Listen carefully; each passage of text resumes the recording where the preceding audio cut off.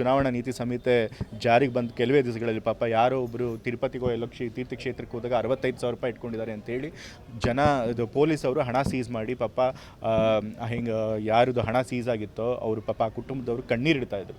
ಆದರೆ ಇವತ್ತು BJPಯವರು 2 ಕೋಟಿ ಹಣ ಸಾಗಿಸ್ತಾ ಇದ್ದಾರೆ ಬೆಂಗಳೂರಿಂದ ಮೈಸೂರಿಗೆ, ಮತ್ತು 5 ಕೋಟಿ ಹಣ ಡ್ರಾ ಮಾಡ್ಕೊಂಡಿದ್ದಾರೆ ಯಾವಾಗ 27 ಮಾರ್ಚ್ನಲ್ಲಿ. ಅದಾದಮೇಲೆ 1 ತಿಂಗಳಾದಮೇಲೆ ಮೈಸೂರಿಗೆ ಸಾಗಿಸಿದ್ದಾರೆ 2 ಕೋಟಿ ಹಣನ. ಅದು ಸೀಸ್ ಆಗಿದೆ. ಸೀಸ್ ಆಗಿದ್ದರೂ ಕೂಡ IT ಅವರು ಏನು ಹೇಳ್ತಿದ್ದಾರೆ, ಆ ಹಣನ ಅವ್ರಿಗೆ ವಾಪಸ್ ಹಿಂದಿರುಗಿಸಿ ಅಂತ ಹೇಳ್ತಾ ಇದ್ದಾರೆ.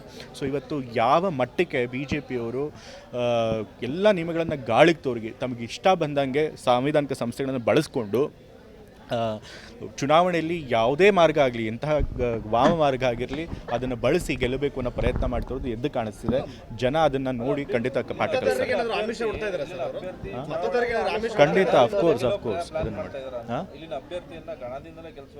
ಹೌದು, ಅವ್ರಿಗೆ ಗೊತ್ತಿದೆ ಇಲ್ಲಿ ಚುನಾವಣೆಯಲ್ಲಿ ಅವ್ರು ಗೆಲ್ಲೋದು ಕಷ್ಟ ಅಂತೇಳಿ. ಹಾಗಾಗಿ ಇವತ್ತು ಹಣ ಹಂಚಿ ಚುನಾವಣೆ ಗೆಲ್ಲುವಂಥ ಪ್ರಯತ್ನ ಮಾಡ್ತಾ ಇದ್ದಾರೆ. ಇವತ್ತು ಅದಕ್ಕೆ ಸ್ಪಷ್ಟವಾದಂಥ ರೂಲ್ಸ್ಗಳಿವೆ, ನಿಯಮಗಳಿವೆ ಎಲೆಕ್ಷನ್ ಕಮಿಷನ್ನಲ್ಲಿ. ಸೊ ಯಾರು ಈ ರೀತಿ ಹಣ ಸಾಗಿಸಿದ್ದಾರೆ ಅವ್ರಿಗೆ ಸಿಕ್ಕಾಕೊಂಡ್ಮೇಲೆ ಆ ಹಣನ ಸೀಸ್ ಮಾಡಬೇಕು, ಮತ್ತು ಅದು ಯಾರ ಅಕೌಂಟ್ ಆಗಿದೆ ಅದು ನೋಡಬೇಕು. ಅದು ಭಾರತೀಯ ಜನತಾ ಪಾರ್ಟಿ ಅಕೌಂಟೇ ಅಂತ ಹೇಳಿ ಅವರೇ ಒಪ್ಕೊಂಡಿದ್ದಾರೆ. ಸೊ ಹಾಗಾಗಿ ಭಾರತೀಯ ಜನತಾ ಪಾರ್ಟಿ ಮೇಲೆ ಶಿಸ್ತು ಕ್ರಮ ತೆಗೆದುಕೋಬೇಕು. ಮತ್ತು ಮೈಸೂರು ಚಾಮರಾಜನಗರಕ್ಕೆ ಹಣ ಸಾಗಿಸ್ತಿದ್ದೀವಿ ಅಂತ ಅವರೇ ಹೇಳಿದ್ದಾರೆ. ಅದು ಚುನಾವಣೆ ಪ್ರಯುಕ್ತವಾಗಿ ಅದನ್ನು ಸಾಗಿಸ್ತಿದ್ದೀವಿ ಅಂತ ಹೇಳಿದ್ದಾರೆ. ಹಾಗಾಗಿ 2 ಅಭ್ಯರ್ಥಿಗಳನ್ನು ಚುನಾವಣೆಯಿಂದ ಬಾರ್ ಮಾಡಬೇಕು. ಅವರು ಹಣದ ಹೊಳೆ ಹರಿಸುವಂಥ ಪ್ರಯತ್ನ ಮಾಡ್ತಾರೆ ಅಂತ ಈಗ ಇದರಿಂದನೇ ಗೊತ್ತಾಗ್ತಿದೆ. ಖಂಡಿತ ಅವ್ರು ಆ ಕೆಲಸ ಮಾಡ್ತಾರೆ.